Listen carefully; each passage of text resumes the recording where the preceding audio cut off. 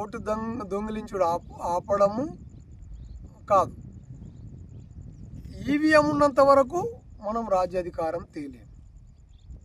EVM ఉన్నంత వరకు మనం రాజ్యాంగాన్ని రక్షించలేము. ఇది వాస్తవమైనటువంటి విషయం.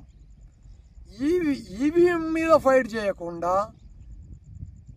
ఈవీఎంను బంద్ చేయాలని యుద్ధం చేయకుండా రాజ్యాధికారం తెస్తామని, రాజ్యాంగాన్ని రక్షిస్తామని అనడం ఇది అబద్ధం.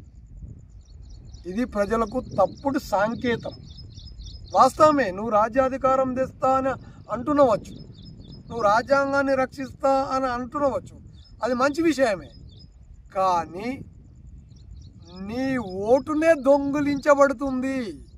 నువ్వు వేసే ఓటే దోపిడీకి గురవుతున్నది.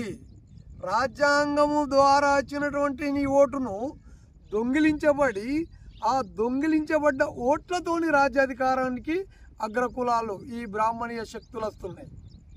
మరి అలాంటప్పుడు ఆ ఓటు దొంగతనం జరిగేది ఆపకుండా నువ్వు రాజ్యాంగాన్ని రాజ్యాధికారానికి ఎలా వస్తావు?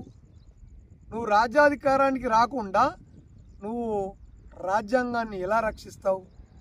కాబట్టి